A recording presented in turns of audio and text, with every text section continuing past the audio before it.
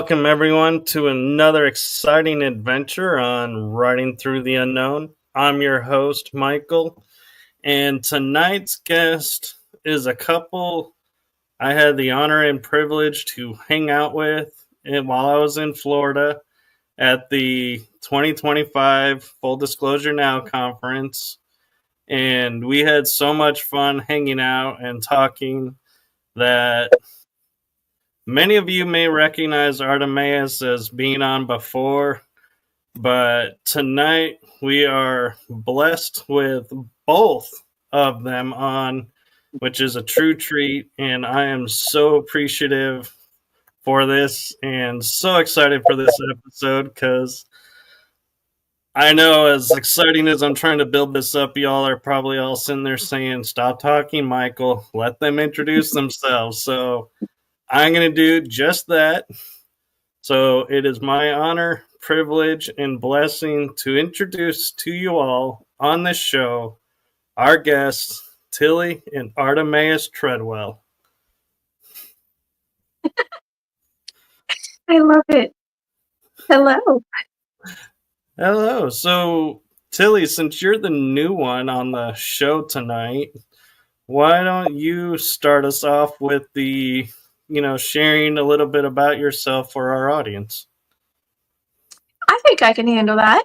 Well, friends, my name is Tillie Treadwell. I am an author and a retired exorcist. And these days, I just consider myself to be somewhat of a quantum story collector. And even these days now, I am technically a science experiment, but we'll get into that later.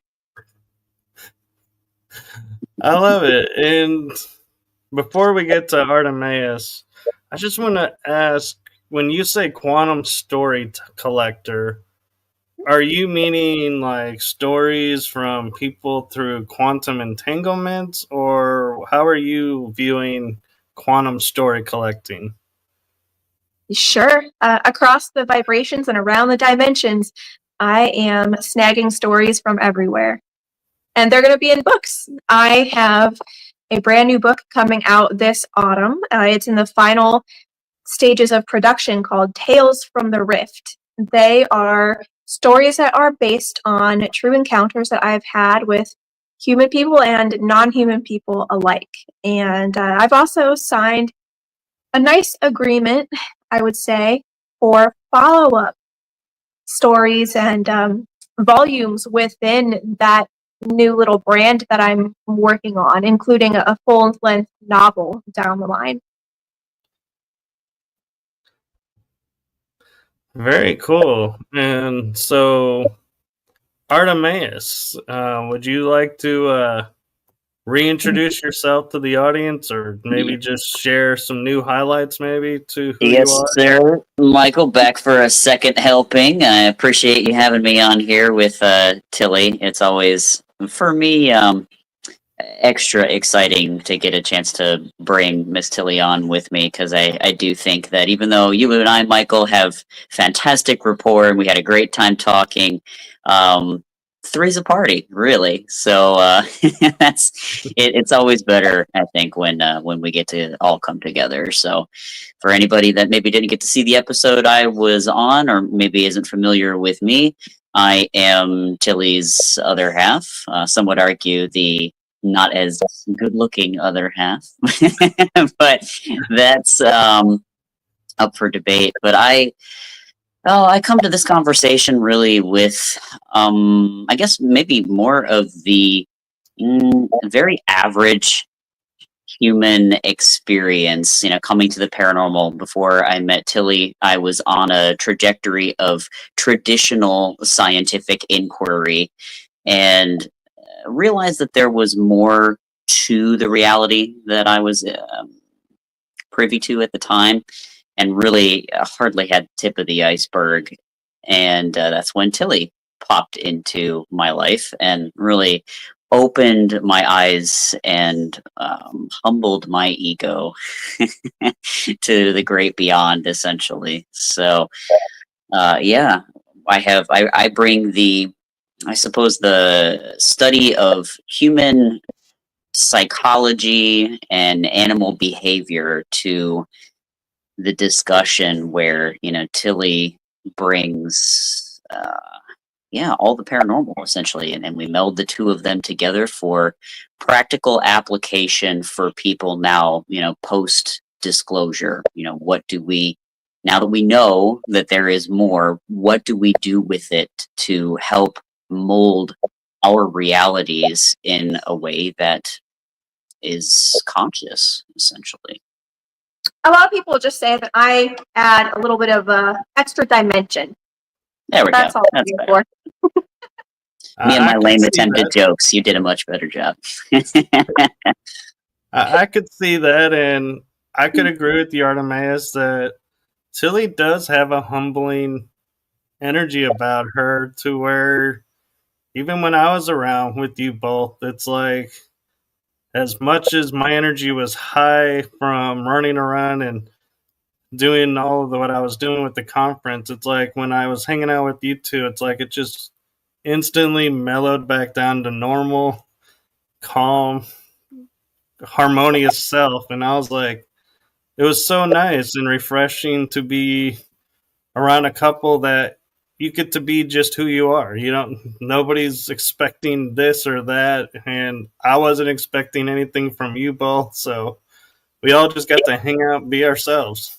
Well, it helps that I like who you are, that you don't show up to just blindly take from me.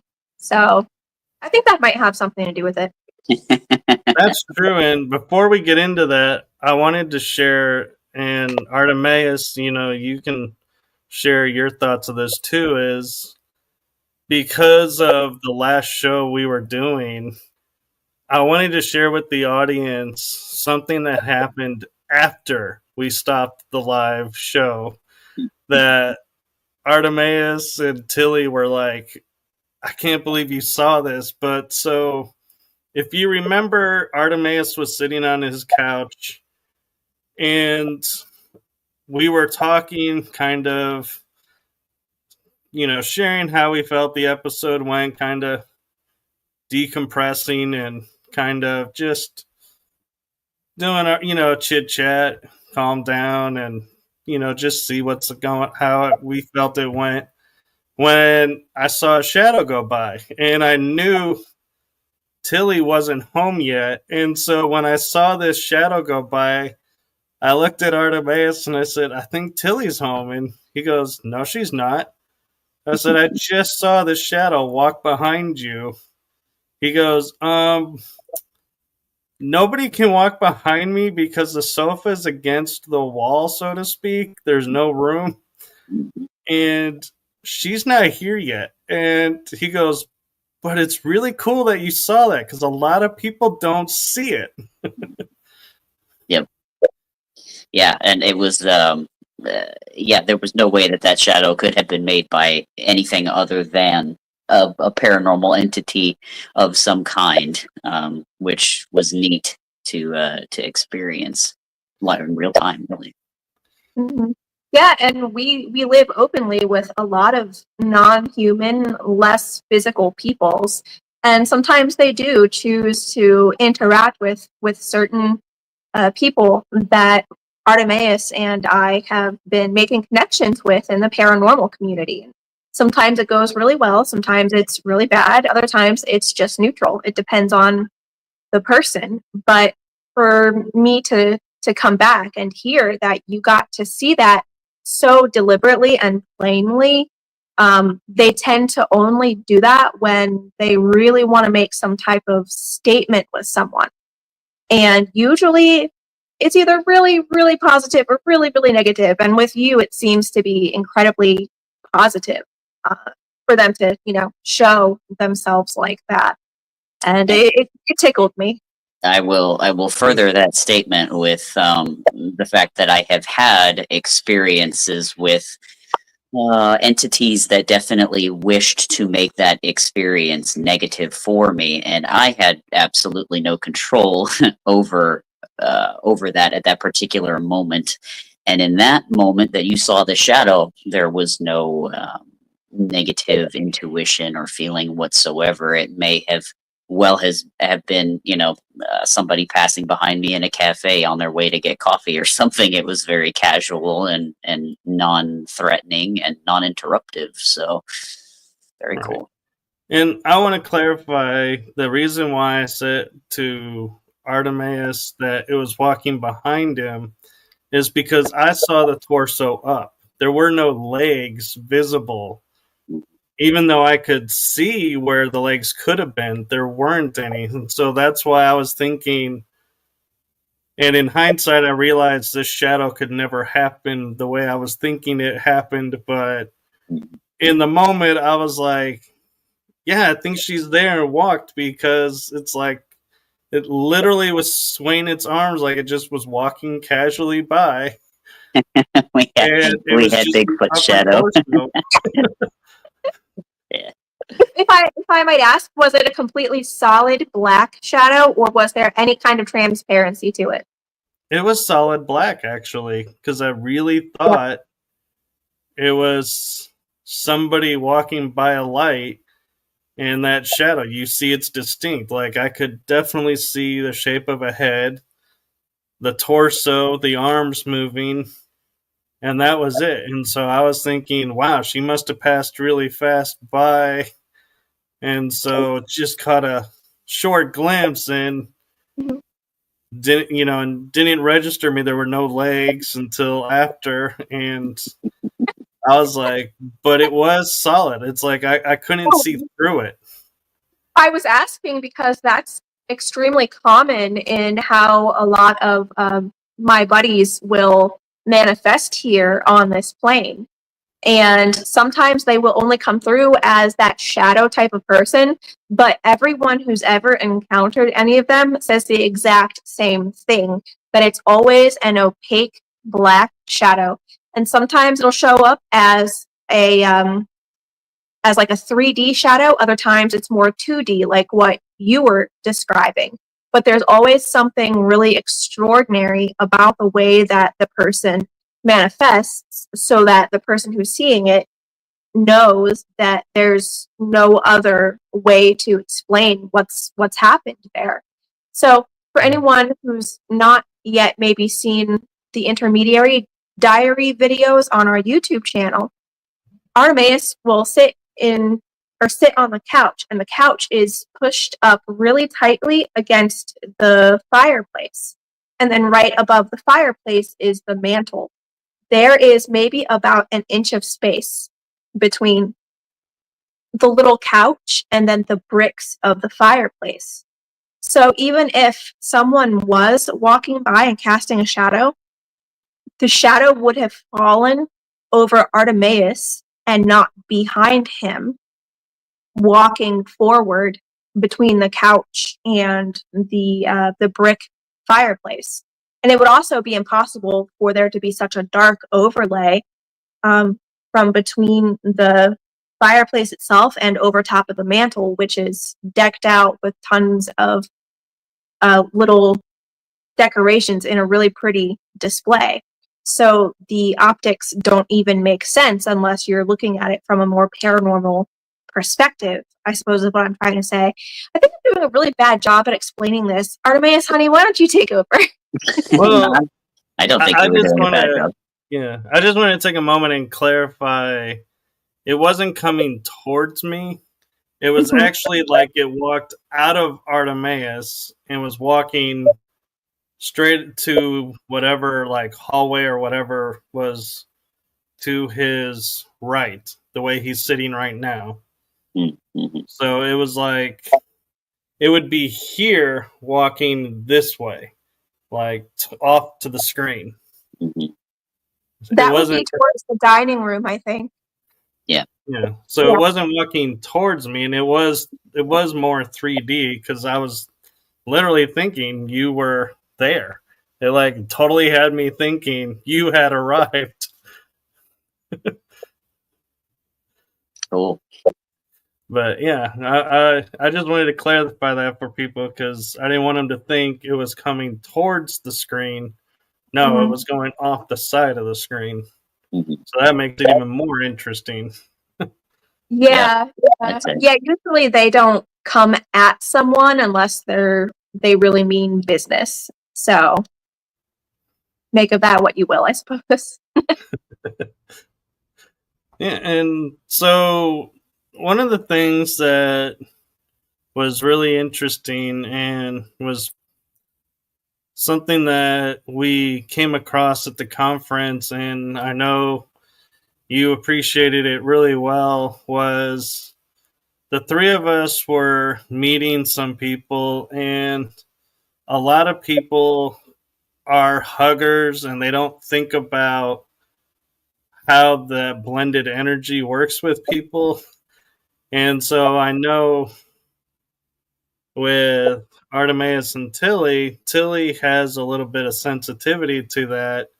And so I was picking up when a couple of people were coming towards to hug and just be, saying hello and not paying attention and realizing how the energy can be overwhelming, that I just I politely stepped in the middle and was like, hold on, she's sensitive, and they were like, oh, I'm sorry, and they understood.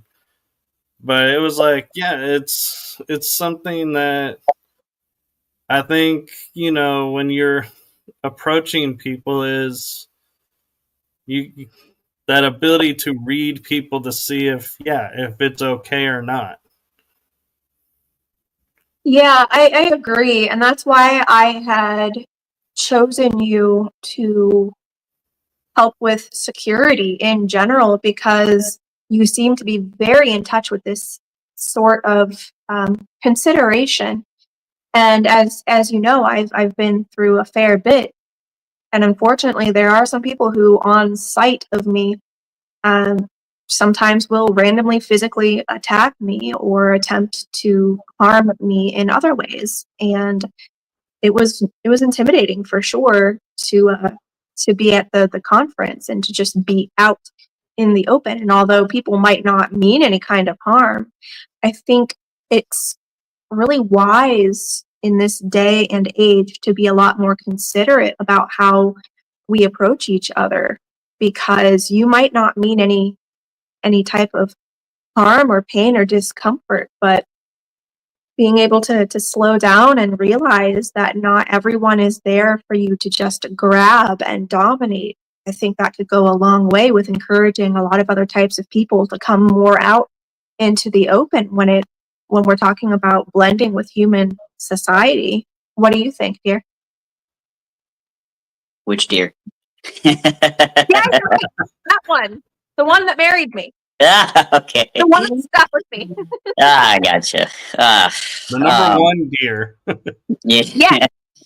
So, much to that point, I think the average person will treat somebody else really only from the perspective that, they have within their own heads, perhaps how they would want to be treated in that particular moment, or, maybe in general. They do not extend what we would call empathy in all areas. So generally, I mean, you have exceptions, but generally people are, social beings, and to hug somebody or even to shake hands or any kind of personal contact is generally considered polite or accepting or, loving or something of that nature. And it is, only when you spend time in other cultures or perhaps learning some non-human psychology that you begin to understand that that's not the most considerate way to treat everybody in all situations. And actually, even people who have done work with trauma survivors will know that, to not extend physical touch until that other person is, healthy enough and consenting enough to be able to accept it or ask for it. So we, I think as humans just think, oh, a hug is, that's loving, that's great. I would love a hug, so why wouldn't you?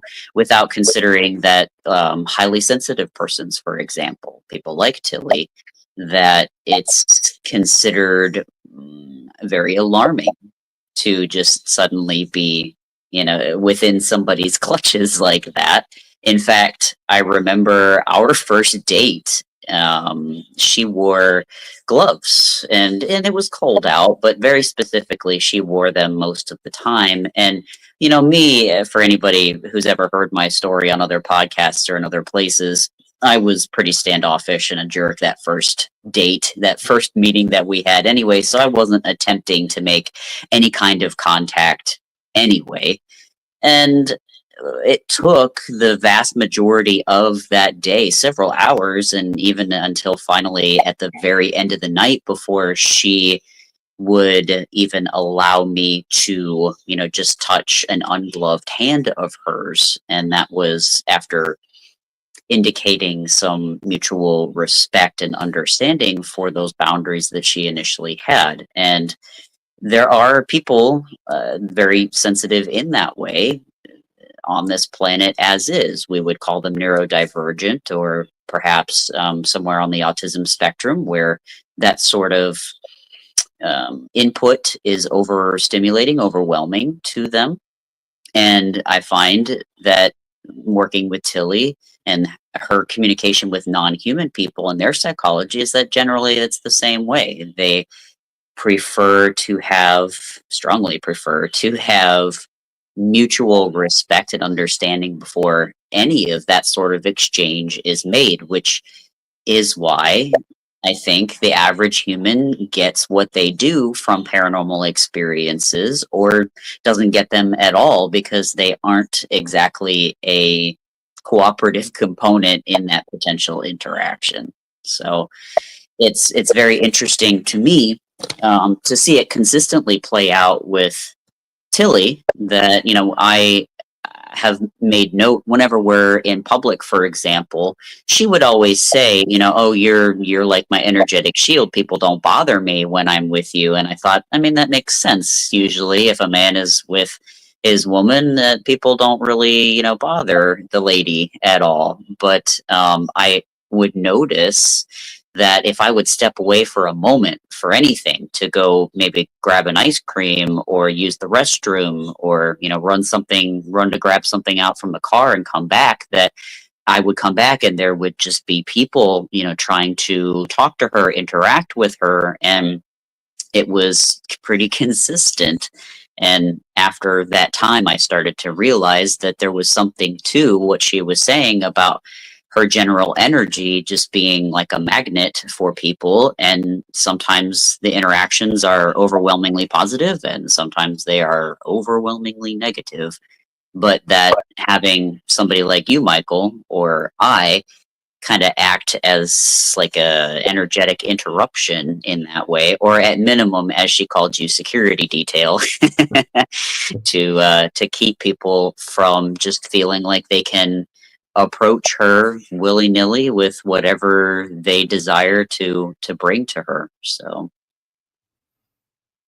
I agree. And one thing I want to ask about, because you brought it up in your little description, Tillie, is the fact that you're a retired exorcist. And I've had exorcists on the show, and I'm curious, really, with your knowledge of, like you call them, non-human beings, would you feel like most of the cases that you were dealing with were misidentified non-human beings and weren't what the church was classifying them as? Or 100%. Yeah.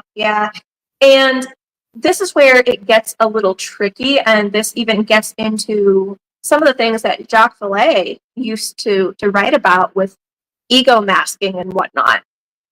There's, in my experience and my understanding, there's no such thing as a biblical demon, because it's non-human people just putting on different masks in order to interact with humankind for whatever purpose, reason, or stimuli is present there at the time.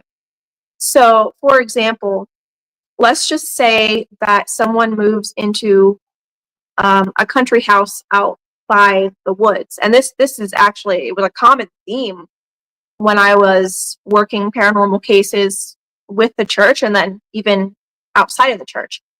Family or someone moves into an isolated country house and it's near the woods. And shortly after moving in, they start having some strange activity, but there is nothing really super positive or negative. It's just occasionally something goes missing and it pops back up in a strange place, or they might hear whispering somewhere in the other side of the house, or there's footsteps or whatever, but nothing sinister. The human family or the human party typically will start to say, oh my God, there's a demon in my house, or, you know, something of that nature. And so the non-human person will say, okay, if that's the contract that you want, I'm going to give that to you.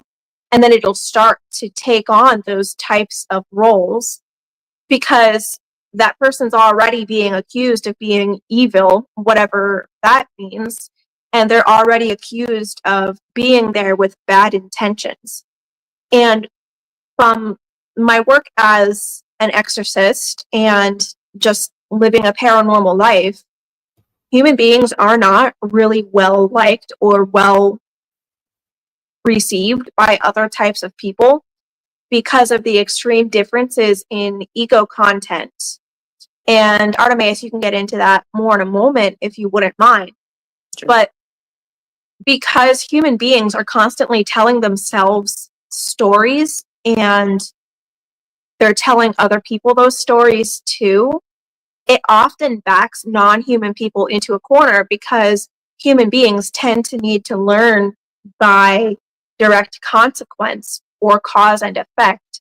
So non-human people tend to reserve things like deal making and mind-to-mind, heart-to-heart empathy for other non-human people or for human beings that pass their purity of heart tests, you could say. So what some human beings would call demons, they're not that at all. They're typically just other types of non-human people who are sharing the space. They're being accused of something rotten or however you want to call it, and they decide to take on that mask. But then, like, with cases like Jeff the Talking Mongoose and the Bell Witch, you'll hear that they will treat individual human beings exceedingly different than how they treat other human beings. So they might absolutely torture certain human beings, but then they have a complete... Am I there? You're there. You're here. There's a quick glitch. Yeah, it glitched out. But they will treat other people, other human beings, with nothing but love and kindness and respect, and they'll nurture that person and grant them gifts and just so many amazing things. And it comes down almost all the time to a test of that human being's heart and how well they're grounded in fact versus opinion. Because when you have someone with really high ego content, that's where a lot of mental illness comes from. So a lot of human beings don't understand the differences between fact and opinion. And you can take it from here, Lev. Well, so I was trying to follow what you were saying so that I could add meaningfully to it. Before I do that, though, Michael, do you have anything that you wanted to stop and clarify? Well, the one thing that popped into my head was like when Tillie said evil, whatever that is. And what popped in my head was, in my experiences, when I look at like evil versus good, I look at anything that's keeping you from living your life to your full potential and living, you know, in the happiness or whatever you're looking for in life. Whatever's keeping you from that is, I look at it as evil. And evil doesn't, in my opinion, mean bad. It just means the opposite of living. When you look at evil, it's live backwards. So when you look at it in that context, it's like, yeah, so whatever I'm calling evil is keeping me from living what I want to live. And that's what evil is. That's my opinion. Yeah, I've not heard that said before, and that was quite profound and seemingly in line with what it would be that we might say. And evil, then, from my understanding, often happens within ourselves. There's not an external, usually, cause. And again, evil is also a matter of perspective. So, people would call a shepherd would call a wolf evil for hunting parts of his flock, but the wolf has to eat. The wolf has a family, so from the wolf's perspective, the shepherd is evil for keeping dinner away. So, but yeah, evil is one of those things that I have found humans to be endlessly proficient at, both in enacting that upon others and on themselves, whether they understand it or not. And that lack of understanding of oneself will cause much trouble in your ability to control your own life to the degree that you can, and then also to manage the relationships that you have with your fellow humans, or even with the paranormal, whether or not it chooses to engage with you and the type of engagement that you get. So yeah, that's sounds about right for me anyway. I don't know if that made sense or added to what you had to say necessarily. Well, I find it interesting because, Michael, I've not had this discussion with you, but I'm not too terribly surprised with your answer. And I find it interesting that your answer to the definition of evil is pretty close to mine and to a lot of what non-human people have told me of all different stripes and types. So for me, I would define evil as unnecessarily destructive. And all the types of non-human people that I have talked with and am still friends with, they pretty much agree with that. And that's why human beings are largely unwelcome and seen as either food or some other type of prey, or they're just largely avoided. Right, and to piggyback on something that Artemaeus was saying about it being inside the individual, there is an aspect to me that we mislabel it as like the shadow side or shadow elements, and it'll be like it could be a pattern in life that I have set up to where, let's say hypothetically, every time I go on, say, a second date, I do something to sabotage that date and never go past the second date. Well, that's a pattern to me that is keeping me from living a happy life with the relationship. So that would be, in my mind, an evil pattern within myself that I set up and need to change to excel and grow. But if I choose not to, because that's the very definition of our free will, is then I'm letting the evil win because I'm going to keep myself from living by keeping this pattern, even though I know I can change it. So that I don't know if that goes along with what you were meaning, Artemaeus, about it being within the self. Mm-hmm. It is, yep. You and I mean, I have traditionally known that as unintegrated shadow. People, I think this is another thing, a feature that humans have a tendency to do, which is to load emotion or feeling within a word that is in itself simply objective. So, when we think shadow, a lot of people will think of that as something that is, negative or seedy or, somehow bad. But in reality, Carl Jung, who conceptualized and talked about the shadow, really just meant for that to be the part of yourself that your ego refuses to acknowledge and that you refuse to integrate consciously. So it's not meant to be something bad. It's just, perhaps as your definition, it would be considered evil simply because it is something that in a way is not allowing you to live to the fullest extent that you can, but it's your ego that's actually causing that. Your ego is the evil, not the shadow, if that makes sense.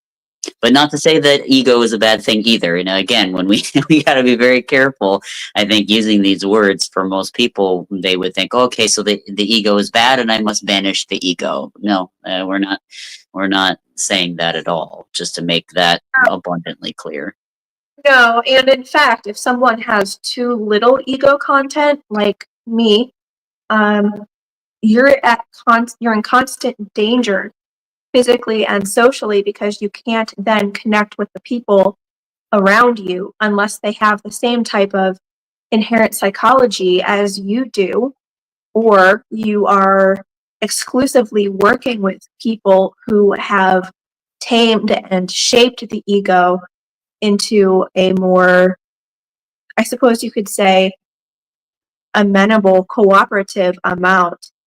And that's extremely rare within the human population. So for me, when I was about 4 or 5 years old, I was diagnosed with what's now being called level 1 autism, which is the highest functioning autism.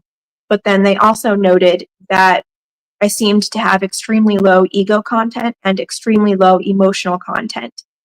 And that's always been a challenge for me, because I just can't seem to grasp a lot of how other people think and feel and act around me. So please bear in mind then that the ego is not necessarily evil. It's how much someone has and how they choose to work with it or not in a lot of cases. Hope that makes sense. It does. And one of the things that I was told that resonated with me was, at first I was told ego needs to be destroyed to ascend, and then I was like, something just didn't feel right, but it was like, okay, yeah, I get it, because how it acts. But then somebody said, well, when you look at ego, it's EGO. And they go, what if you renamed it Earth Guide Only? And it's designed to help you exist here on Earth, not in the astral plane, not on the moon, so to speak, but here on the planet. It helps you navigate this 3D world on this planet. And when I thought about it, I was like, I like that, because it's like, my mind started going, well, look at Quantum Leap. He had the holographic guy that would come in and help him that only he could see. And some people could call it the angel or the devil on the shoulder, or, a inner voice that helps them. But when you look at it in that aspect, it's, you're being guided here. And it makes sense how it protects you here. But when you go to another realm, it doesn't know how to operate, so it goes into fear mode, and you have to remember, hey, this isn't your realm, so you can either stay with the Earth realm, or we can grow together, and you can learn to break free of your own programming, so to speak, and can learn to function out here in the other realms or not. And so it's almost like there's two beings interacting at the same time in one space. I think you nailed that, yes. And to maybe make it a little bit more relatable to the wider audience, I'm pretty sure a lot of people would be familiar with the Little Mermaid tale. whether the original one or, of course, Disney's retelling of that. Either way, it centers around a mermaid who wants to become a human. She wants to explore the human world and mingle with the human beings and have all of the human experiences. And in the original tale, the little mermaid wanted to become a human because she, quote unquote, didn't have a soul. In my understanding, in working with the non-human people that I have, it's not that they don't have souls, it's that they don't have firm ego content. And so in their existence, they are switching between personality masks and ego masks all the time. But because they also don't have much emotional content either, they're not getting the rich experience that human beings do who have moderate to high amounts of ego. So you could look at it like human beings are caught up in the dramas of life all the time, and they're feeling the full range of emotions because of the ego.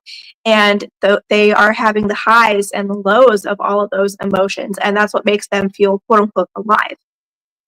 The non-human people don't tend to have that, except in extreme negative or extreme positive, quote unquote, cases where something really gets under their skin one way or another.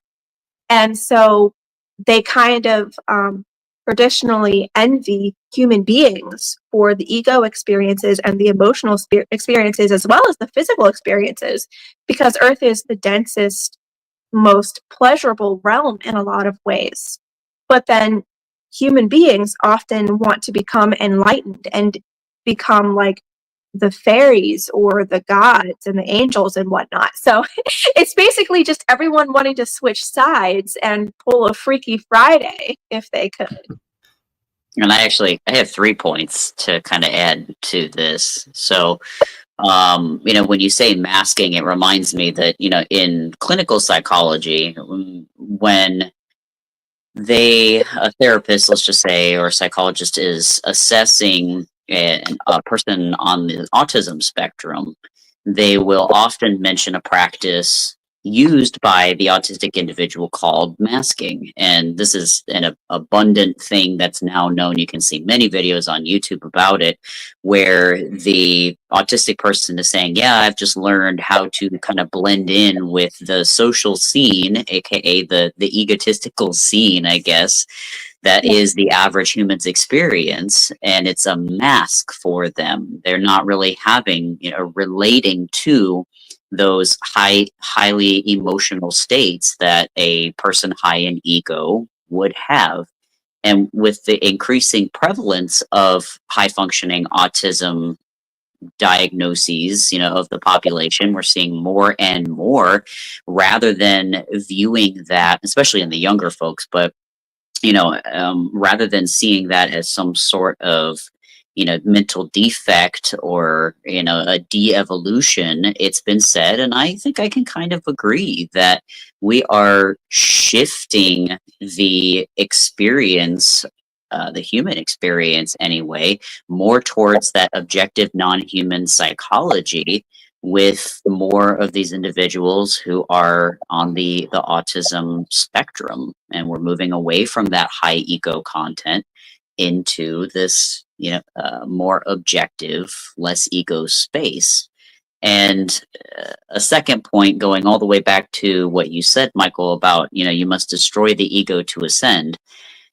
That, I think, is true in the sense that if you consider, once we leave this earth, an ascension, when you die, your ego does not come with you, then indeed, yes, the ego must be destroyed to have ascension. However, that is one dimension of ascension, and obviously not one that we are all meant to simultaneously experience until our natural conclusion. But there are other ways too that the average person, such as myself, who I would consider to have a fair amount of ego content, I'm working on dialing that back and getting it under control. But there are places, as you said, that you can experience without so much of that ego. And I, for myself anyway, have noticed that when I am traveling either in, theta or delta brain waves, so twilight or deep sleep, that there are plenty of times where I go and my ego is not with me. And I know this after I wake up, because the way that I respond to things that happen in the dream are so chill that if they happened in my waking reality now, I'd probably absolutely lose my mind. But that doesn't happen in my dream states. Like, for example, I'm actually tell this one because this has been an evolution in the types of dreams that I have had, which is where a chunk of my paranormal experiences tend to happen. And this was maybe a few nights ago, actually. I was dreaming that, much like at the convention, we were all in this, resort type area, and somebody called everybody in the convention to a main auditorium. And you could kind of feel the energy in the air. It was like, oh, something's not quite right, because this isn't something that was on the docket. Like, we weren't all supposed to be called to the auditorium for whatever reason. It was supposed to be just, you go where you want to go kind of thing. And so I can hear murmurings of some people like, oh, something's going on. I don't know how I feel about this, nervousness. And, I get into this auditorium, I'm sitting there, people are lining up, and you can hear the egos popping up. One person saying, I really don't like this. This is, they're herding us into a room. They're trapping us. And another person saying, it's just you being, extra drama, and, it's just your own perception. Shut up. It's, whatever, just sitting there back and forth, and we're all sitting in these auditorium seats. It's quieted down. And then I distinctly feel that there is a presence that I can't see, but it starts to move across the aisles, assessing each individual person. And the woman next to me was actually picked up out of her seat, and she was screaming bloody murder, because obviously you don't see anything, and you've been physically removed from your seat and picked up in the air, and she was terrified. But this entity took her backstage somewhere, and you can hear her still screaming the whole way. And, everybody's still sitting in the auditorium like, what do we do? What do we do? And I feel whatever this thing is come gliding to the front of me, and I feel it start to reach out and tighten around my neck like it wanted to choke me out. And in that moment, I had a split conscious awareness. I had the, oh my God, something's going to choke me to death. But then I had the, just wait, you don't actually know what's going to happen here. And it sat there for a minute and then moved on to the next person. And if this happened to me in real life, rest assured, I'd be crapping my pants. But, in this dream state, I was actually able to just watch what was going on, instead of letting that, the lower part of the brain, the primitive brain, go, man, somebody just got picked up by something you can't see and they're screaming, you should be terrified right now. But I wasn't. So I think that the more, and to the point that I'm trying to make here, and I try to make in every talk that I do, is that the more inner work that you do, you work on integrating that shadow and taming your judgments and learning to be more objective and empathetic and considerate and cooperative. All of this stuff that therapists will tell you in bits and pieces over time to do, just to quote unquote become a better person. This kind of work that I've been doing over the last decade or so since I've known Tillie has really shifted my perspective of things and helped to dim down that ego, become much more objective, and then the quality of my dreams have even changed, as evidenced by this type of dream that I mean, this would never have been something that I would dream before. It would be the typical, I'm late for class, the bell rings, and I can't find my locker, the combination's not working, people have had that, I'm late for work, whatever it is. And now it's more of these almost esoteric type, dreams, talking to Egyptian gods and, just all kinds of stuff. So people want so badly maybe to have the paranormal experience, or they're terrified of it. But rather than focusing on that so hard, I can attest that if you just turn your attention inward and you do as much as you can to make yourself the best version that you can be, it all starts there.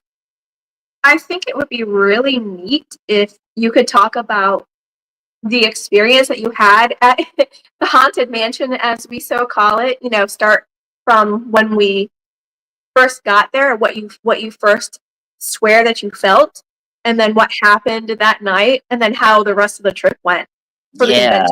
Yeah, so that was another dream. I don't know, Michael, if that's something you want to hear. Oh, we talked about it at the conference, and I'm totally open to it here.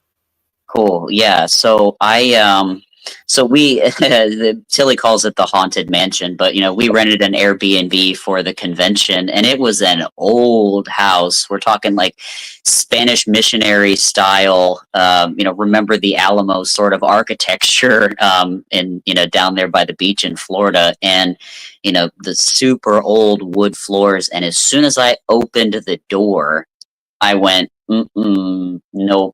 There is so much here, and we are definitely not the only two people here right now.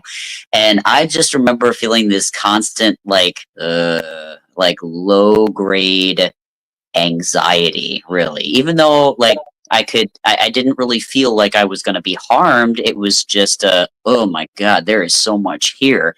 And I'm generally not perceptive of that. It has to be cranked up like 10 times for me to actually feel it, but I felt it.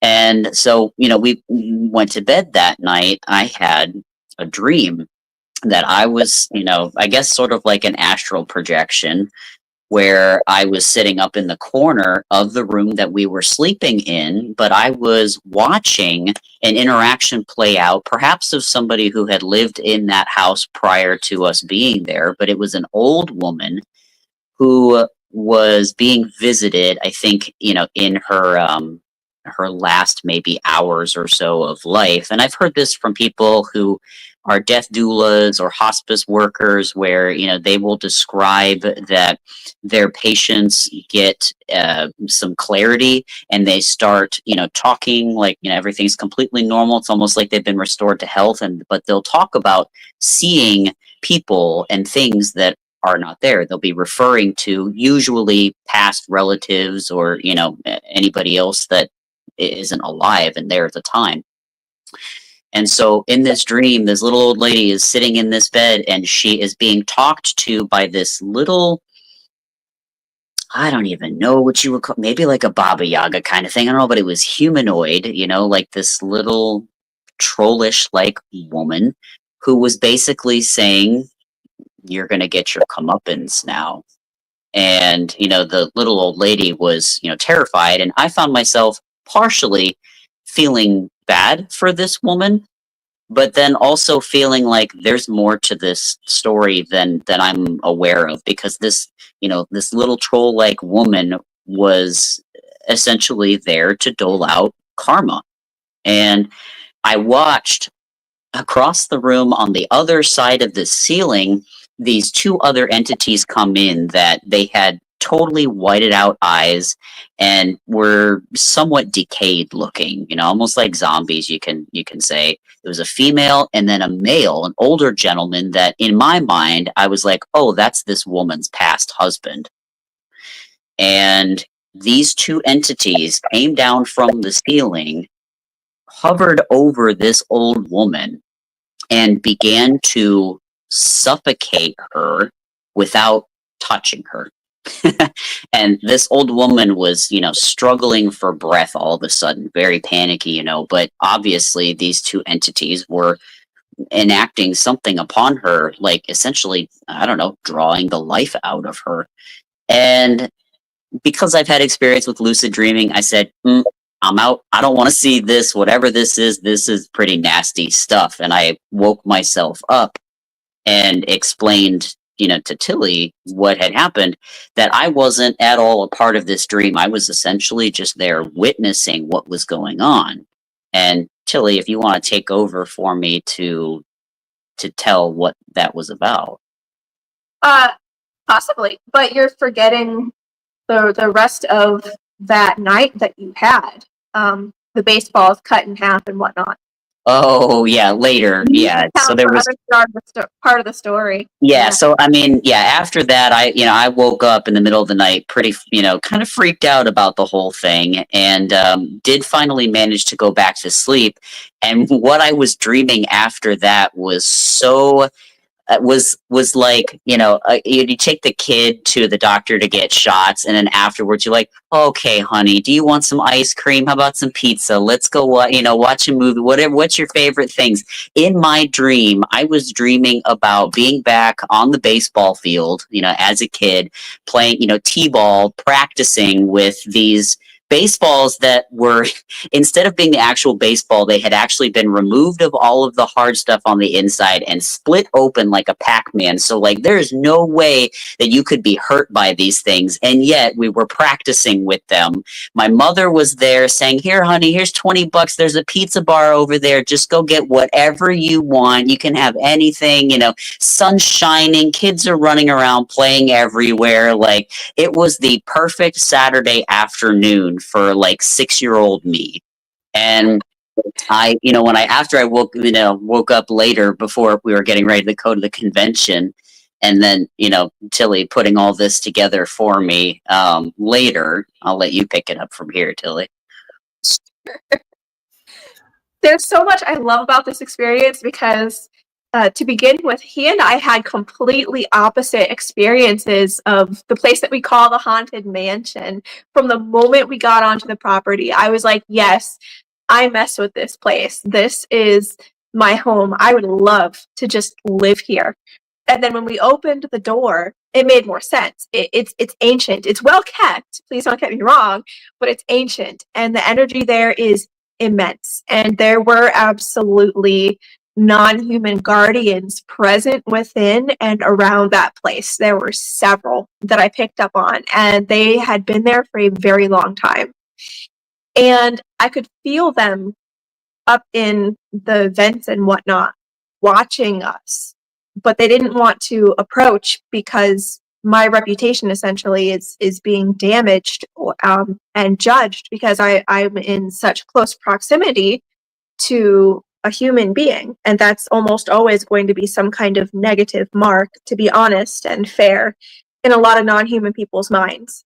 So they didn't approach me at all directly the entire trip, but they were there, they were watching, and I was getting the intuition that if I stayed there long term, we would be buddies.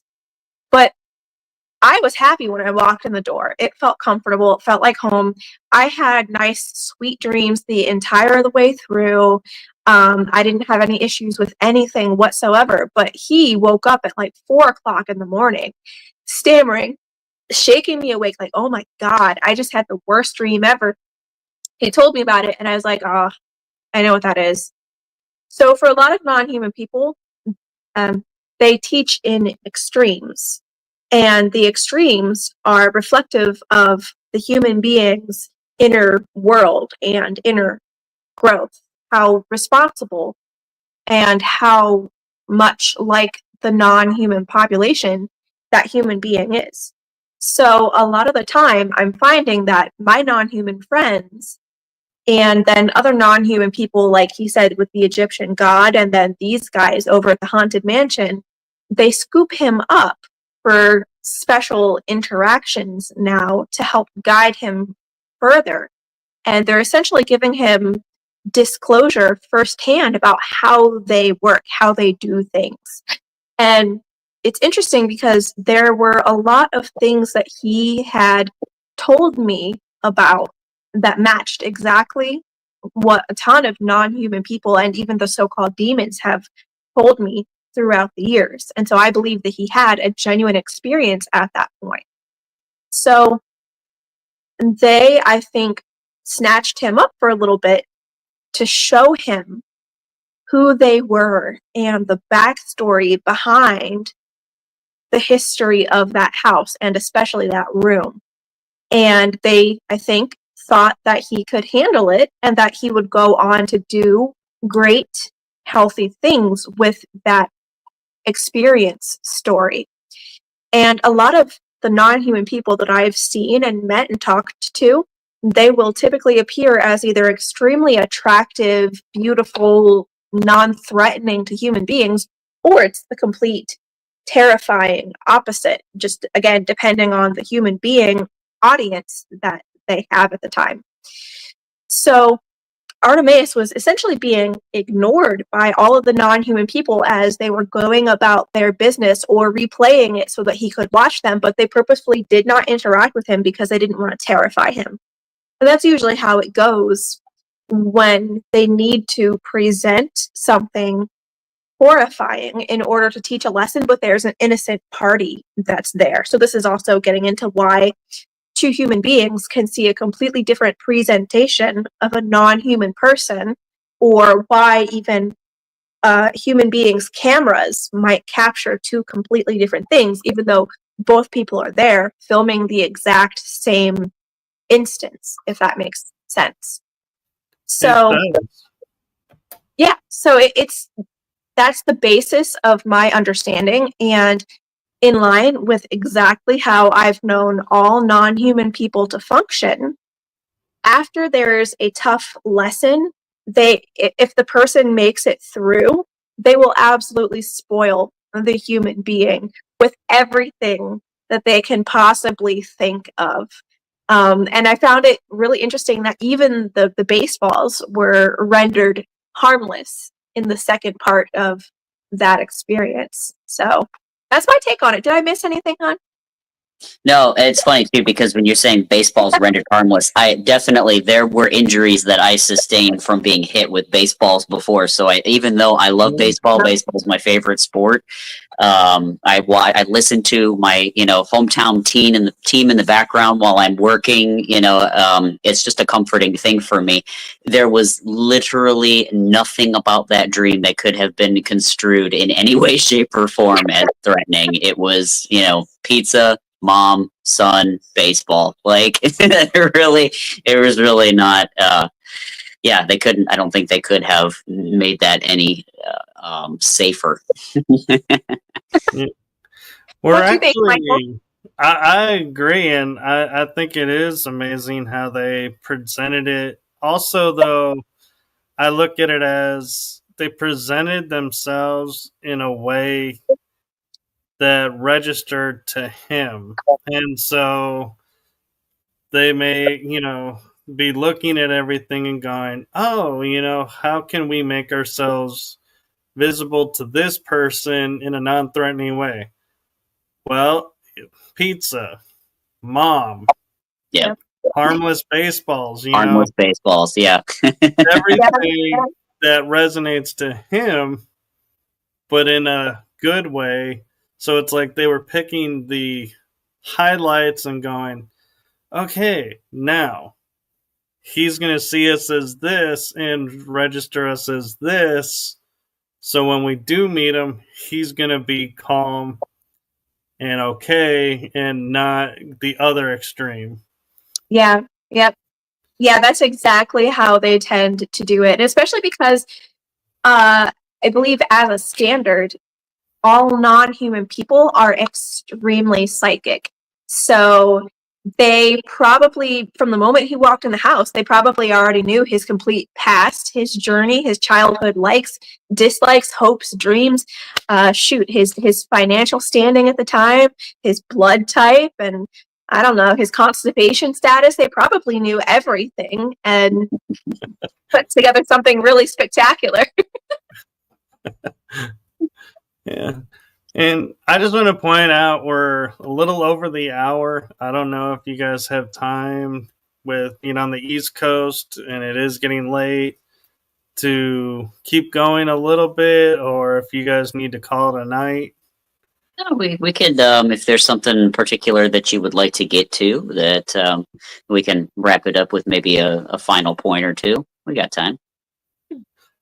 Well, one of the things I was looking at, and I thank you for that, is we talked a lot and around the term ascension tonight.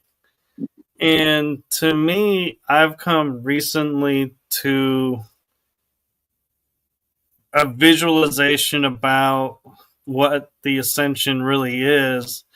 And I'm curious, with both of your backgrounds, your take on it. And mine is we are already starting the ascension process. And the first step to where you know you're starting the ascension process is you're seeing patterns in your life and you're seeing situations in your life where normally you would get emotional or you would get really reactive. And now you're in a space of, well, yeah, that, that's not the way I would like that to go, but hey, I understand that it had to go that way. And now I'm going to go and do this. And so it's like you have a whole new awareness and you're seeing everything unfolding for what it really is and not the 3D reactive visual, if that makes sense.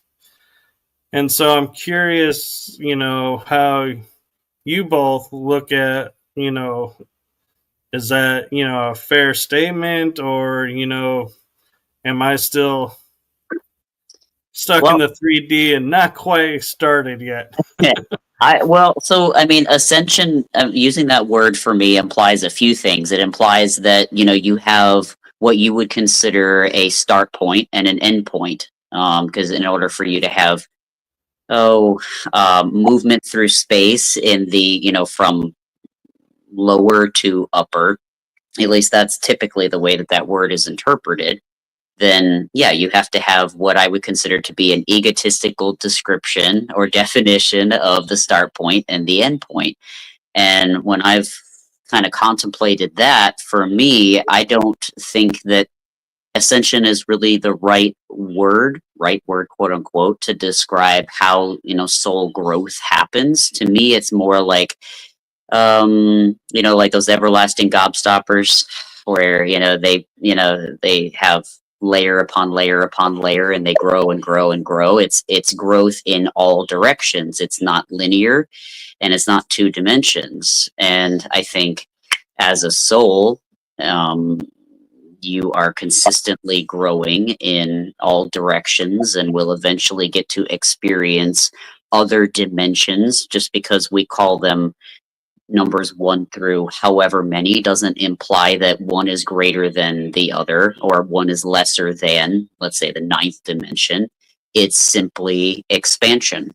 That's all it is, and it's infinite. But that's my view and definition. Tillie may have a very different definition. Yeah, so for me, I don't believe in ascension. In my opinion, that's a human misunderstanding or construct. But I have 2 different layers to this, so please bear with me.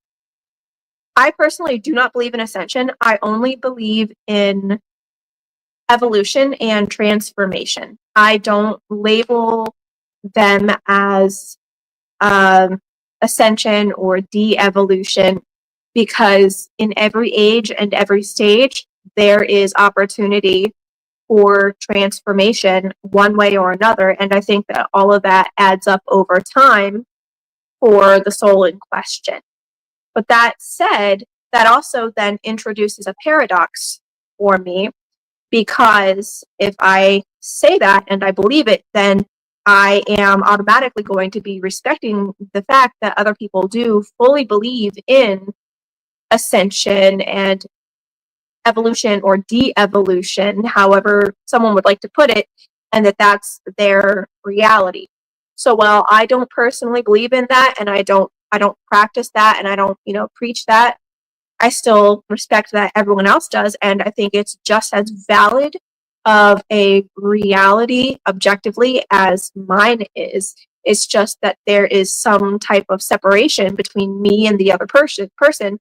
So I'm not experiencing existence and the world and ego and ascension the way that they are. Does that make any kind of sense? It does. And Yeah. I'm curious too, as we kind of have gotten Artemaeus's origin stories and how he got started with things in the previous episode, and he touched a little bit here.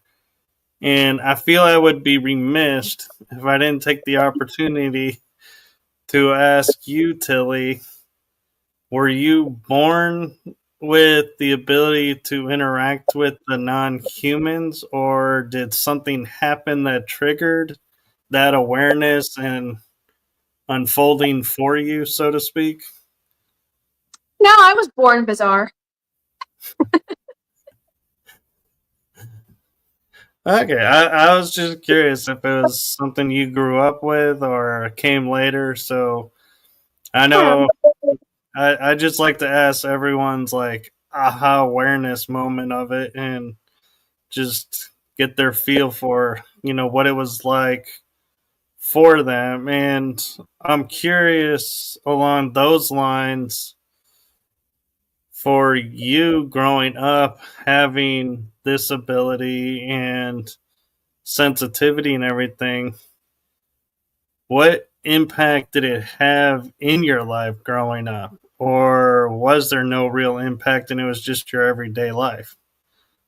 Well, for me, it was just my everyday life. But for the people around me, the paranormal experiences and then the things that I would say really upset them, frightened them, and it didn't tend to go well for me.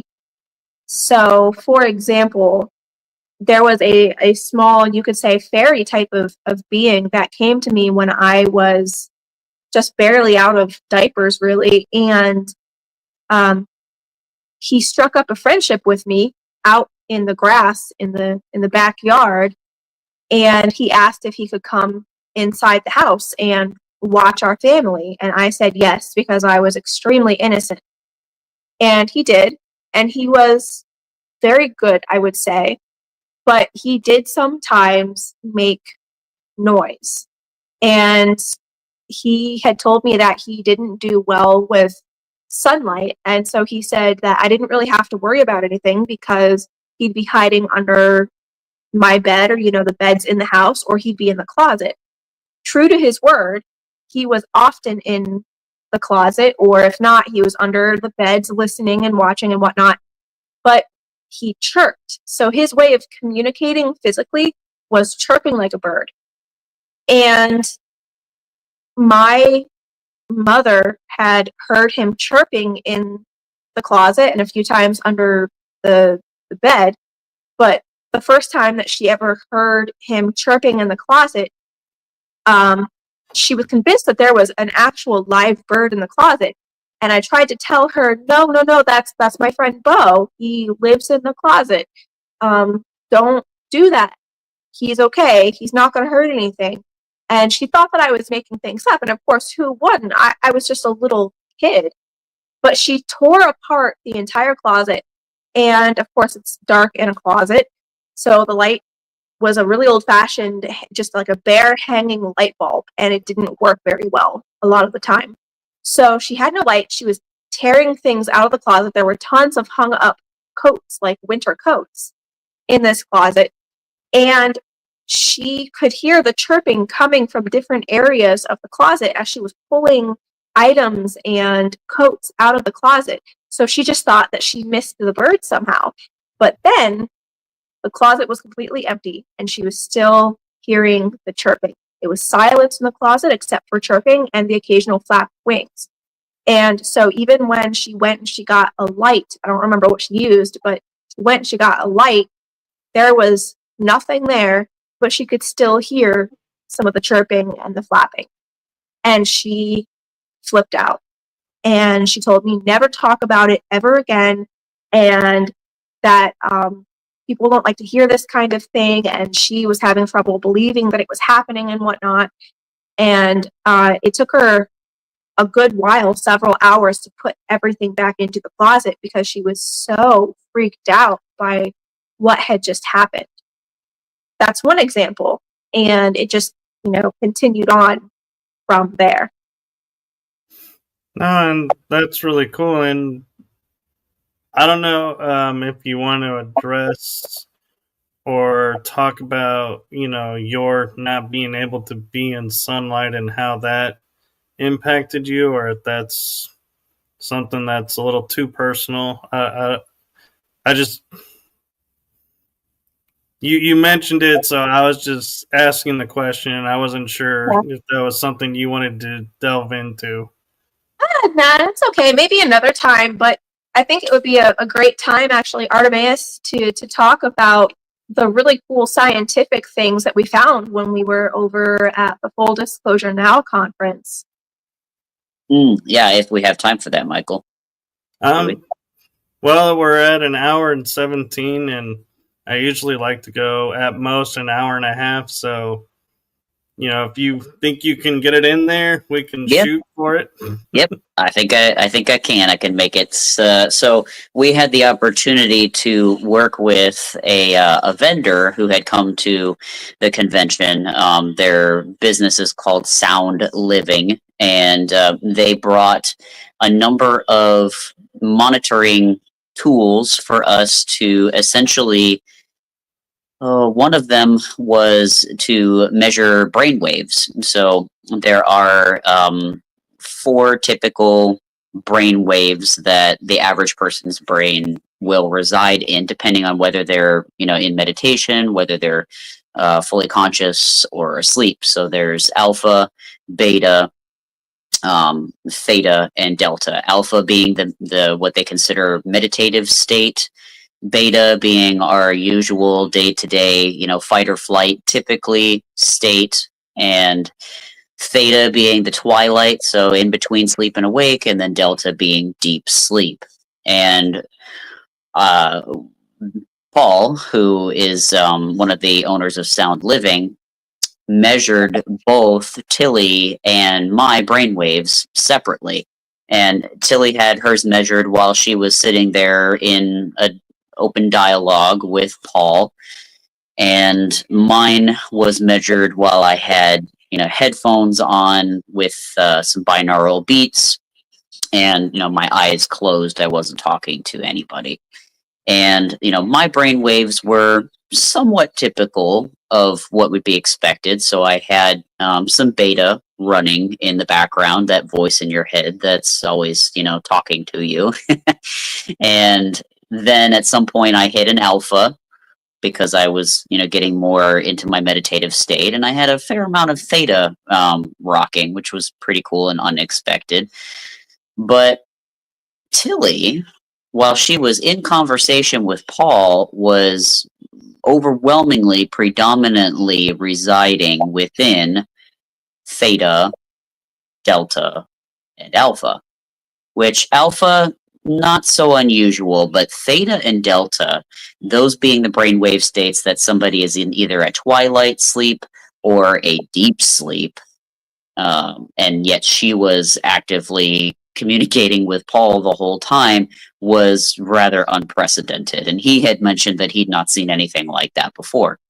So, when Tillie talks about being, not quite here, she's half here and half somewhere else, she's not really kidding. And that, for us, when we're astral traveling, or again, in our dream state, which might be a form of astral travel, that's a different brainwave state, our theta and delta, she's experiencing that while she is still conscious, and here, which would make sense for how she's able, well, one reason why she's able to communicate so effortlessly with non-human entities, or entities that we, average person, cannot see.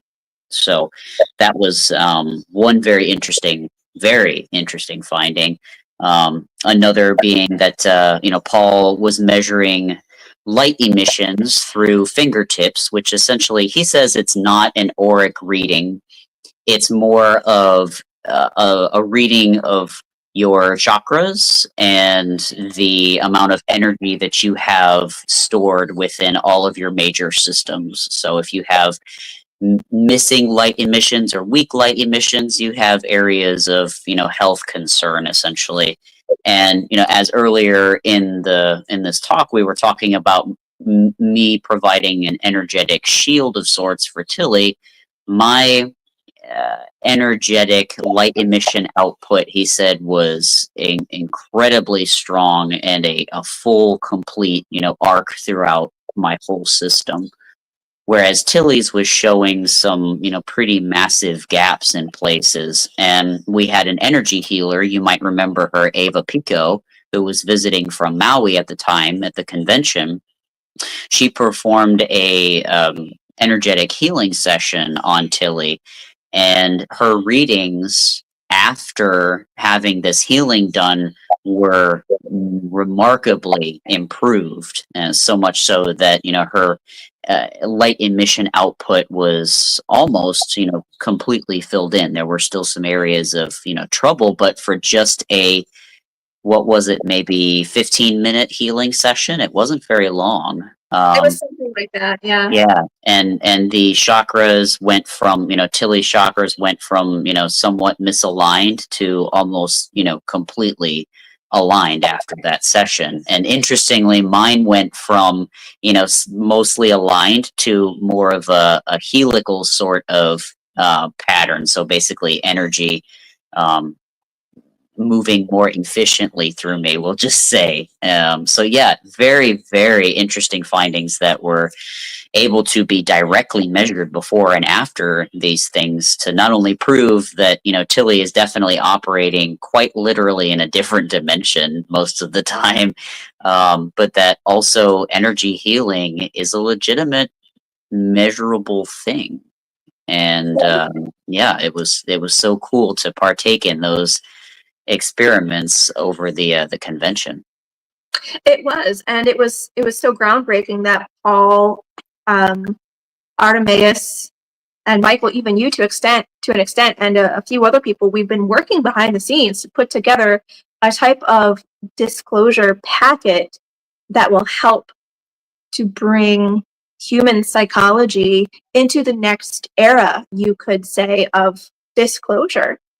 So if we want to bring humankind into the greater fold of family, we've got to start introducing the concept that neurodivergence isn't just something that is surface level. It might be something incredibly profound, such as brain chemistry, and then further on a genetic level. But of course, that's another story for another day.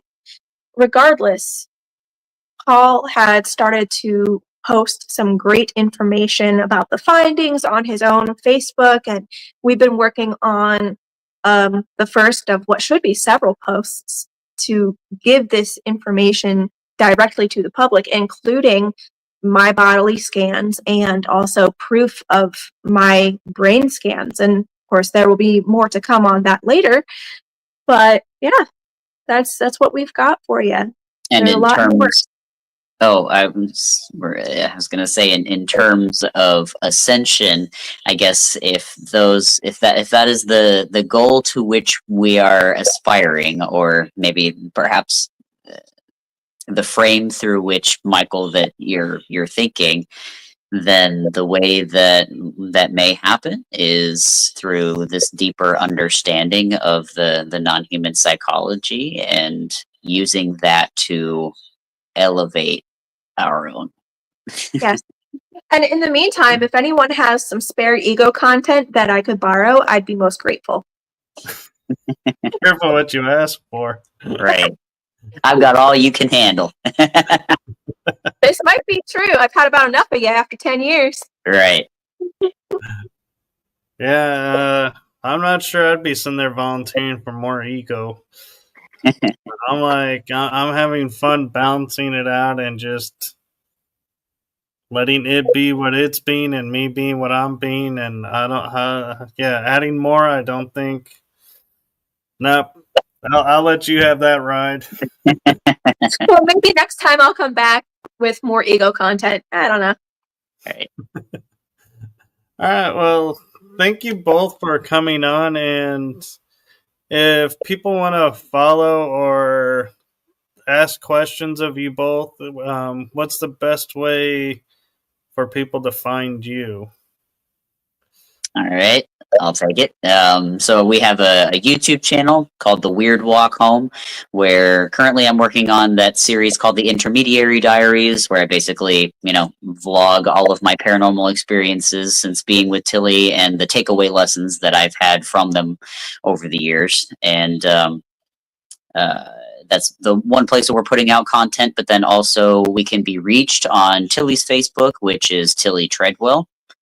And we're hoping to, I think we've been invited to speak at the next Full Disclosure Now conference. So when those dates come out, it might either be in Sedona or maybe again in Florida, we'll be able to meet and talk with everybody there. And I think that's currently what we got going on. And when Tillie's books come out, as they do, she'll be posting those to her Facebook.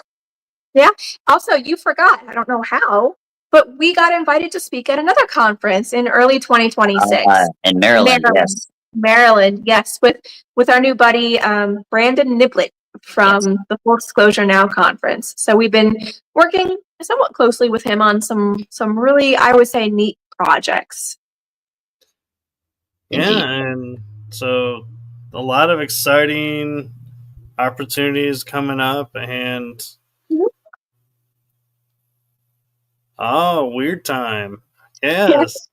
Yes, I forgot to say, if anyone wants to get a strange taste of my own understandings of life and life after life, here you go. This is Weird Time. My good friend Tim Swartz from Ancient Aliens and other shows, he's got a fantastic team of us writers over there at Zontar Press, and this was my premiere contribution to the paranormal authorship world. I'm pretty proud of it. There's a lot of exotic science in there that I talk about that I think fans of this show might really be interested in. You can get that over at Amazon. Very cool. And the links, I believe, are in the description. So we had already planned for that. So if not, just do a search on Amazon for Weird Times and you'll find it. Yes, Weird Time, exploring the mysteries of time and space. So, very cool. Thank you both for coming on. And, I will say if we do get together again for the Full Disclosure in Florida, I do think maybe, one or two more trips to the 80 flavor ice cream might be in order. And another grouper sandwich. I'm down for that. Sandwich, yes. Oh, yes. We hunt down another grouper sandwich. What were the names of those places? Oh my gosh, they were so good, and I can never remember names. Oh, I don't remember at all, but I could find them on a map, I can tell you that. Well, I remember the 80 flavors was you came out of the hotel, the Sriracha Hotel, as Tillie calls it, and you turned left, and it was pretty much almost like a block or two up the road. Yep, it's right there. Yep. Yeah. I'm gonna join Tillie here over on her camera to say goodbye because I've got 2% left on my phone unless we want to wrap it up. Okay, well, we can wrap it up and say goodnight to everyone, and thank you so much for coming on and sharing your adventures with us, and we look forward to having you both back on again. And with that, we are going to call it a night, and I will send us out with the outro. Good night, everyone.